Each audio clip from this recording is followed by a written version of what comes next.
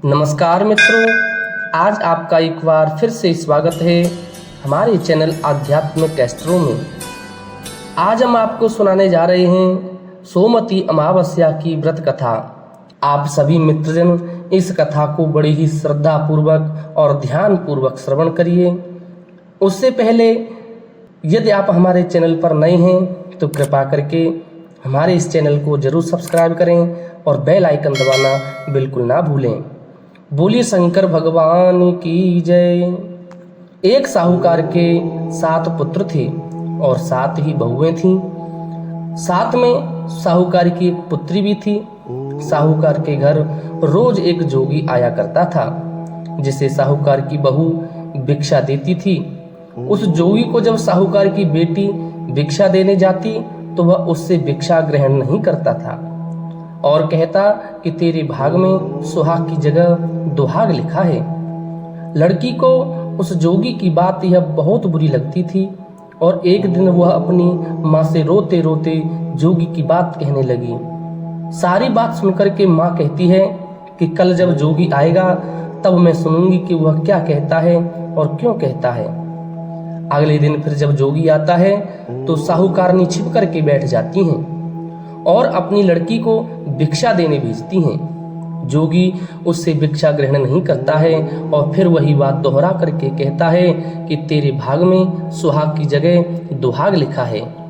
लड़की की माँ बाहर निकल करके आती है और जोगी से कहती है, एक तो हम तुझे भिक्षा देते हैं और तू हमें गाली देता है। जोगी कहता है कि मैं गाली नहीं दे रहा हूँ, जो बात सच है मैं वही कह रहा हूँ। इसके भाग्य में जो लिखा है मैं वही सच आपको बता रहा हूँ। सारी बातें सुनने पर लड़की की माँ कहती है कि जब तुझे सारी बातें पता है तो इससे बचने का उपाय भी पता होगा, वह भी बताओ। जोगी कहता है कि 7 समुद्र पार एक धोबिन रहती है जिसका नाम सोना है। वह सोमवती अमावस्या का व्रत करती हैं। अगर वह आकर इसे फल दे दे तभी इसका दुहाग टल सकता है, अन्यथा विवाह के समय सर्प काटने से इसके पति की मृत्यु हो जाएगी। सारी बात सुनकर माँ रोने लगी और सोना धोबिन की तलाश में वह निकल पड़ी। चलते चलते रास्ते में तेज धूप पड़ रही थी, जिससे बचने के लिए वह एक पीपल के वृक्ष के नीचे बैठ गई। उसी वृक्ष पर एक गरुड़ के बच्चे अपने घोंसले में थे। एक सांप आया और गरुड़ के बच्चों को खाने के लिए लपका, लेकिन साहूकारनी ने उस सांप को मारकर बच्चों की रक्षा की। कुछ देर बाद गरुड़नी आई और सब जगह खून देख करके साहूकारनी को चोंच से मारने लगी। साहूकारनी बोली कि एक तो मैंने तेरे बच्चों को सांप से बचाया है और तू मुझे ही मार रही है। सारी बातें जानने पर गरुड़नी बोली कि तूने मेरे बच्चों की रक्षा की है, इसलिए मांग, जो चाहती है वो मांग ले। साहूकारनी गरुड़नी से कहती है कि मुझे 7 समुंदर पार सोना धोबिन के यहाँ छोड़ दो, और गरुड़नी ने वैसा ही किया। साहूकारनी वहां पहुंच तो गई, लेकिन सोचने लगी कि इसे कैसे मनाऊंगी। सोना धोबिन की 7 बहुएं थीं, लेकिन घर के काम को करने के लिए सदा आपस में ही लड़ती झगड़ती रहती थीं। रात को जब सब सो जाते तो साहूकारनी आती और चुपके से सारा काम करके वह वापस चली जाती थीं। सारी बहुएं भी आपस में यही सोचने लगीं कि कौन सी बहू है जो सारा काम करके सुबह सुबह चली जाती है, लेकिन एक दूसरे से पूछने की हिम्मत किसी भी में नहीं हुई। काम करने की बात सोना धोबिन ने भी देखी तो आजकल बहुएं लड़ती भी नहीं हैं और काम भी सारा हो जाता है। सोना धोबिन ने सारी बहुओं को बुलाया और पूछा कि आजकल तुम लड़ती भी नहीं हो और घर का सारा काम कौन कर रहा है। बहुएं सास से झूठ कहती हैं कि लड़ाई करने से क्या फायदा, इसलिए हम मिलकर के यह सारा काम कर लेती हैं। सोना धोबिन को अपनी बहुओं की बात पर विश्वास नहीं होता। वह रात में जगकर स्वयं सच देखने पहुंच जाती हैं कि कौन काम करता है।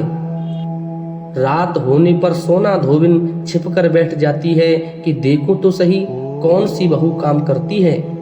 रात हुई तो वह देखती है कि एक औरत चुपके से घर में घुस रही है।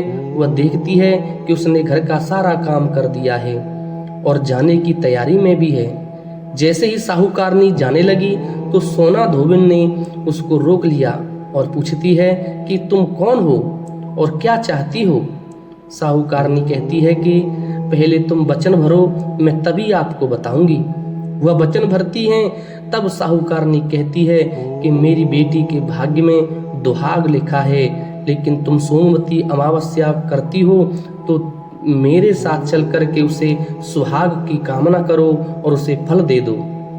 सोना धोबिन वचन से बंधी थी तो वह साहूकारनी के साथ चलने को तैयार हो जाती हैं। जाते हुए सोना धोबिन अपने बेटों व बहुओं से कहती हैं कि मैं इस औरत के साथ इसकी बेटी को सुहाग देने जा रही हूँ, लेकिन अगर मेरे पीछे से तुम्हारे पिताजी मर जाएं तो उन्हें तेल के कूप में डाल करके रख देना। धोबिन साहूकारनी के घर पहुंच जाती है। साहूकारनी अपनी बेटी का विवाह करती है तो फेरों के समय सोना धोबिन कच्चा करवा, दूध तथा तार लेकर बैठ जाती हैं। कुछ समय बाद सांप आया और दूल्हे को डसने लगा तो सोना धोबिन ने करवा आगे कर तार से सांप को बांध दिया और सांप मर गया। अब सोना धोबिन ने लड़की को सुहाग दिया और कहा कि जितनी अमावस्याएं मैंने की हैं उन सभी का फल साहूकार की इस लड़की को मिल जाए। अब आगे जो अमावस्या मैं करूंगी उनका फल मेरे पति व बेटे को मिलेगा। सभी लोग सोमवती अमावस्या की जय जयकार करने लगे। सोना धोबिन अपने घर वापस जाने को तैयार हुई तो साहूकारनी ने कहा कि तुमने मेरे जमाई को जीवन दान दिया है, इसलिए तुम चाहो जो वर मांग लो। सोना धोबिन बोली कि मुझे कुछ नहीं चाहिए और वह चली गई। रास्ते में चलते हुए फिर से सोमवती अमावस्या आ गई। उसने पीपल के पेड़ के नीचे बैठकर कहानी कही, श्रवण किया और व्रत रखा। पीपल के पेड़ की 108 बार परिक्रमा की। पीपल के पेड़ की पूजा के बाद वह घर जाती हैं तो देखती हैं कि उसका पति मृत पड़ा है। अब रास्ते में जो सोमवती अमावस्या उसने की थी उसका फल अपने पति को दे दिया, जिसके प्रभाव से वह पुनः जीवित हो गया। सब कहने लगे कि तुमने ऐसा क्या किया है जो तेरा पति जिंदा हो गया है।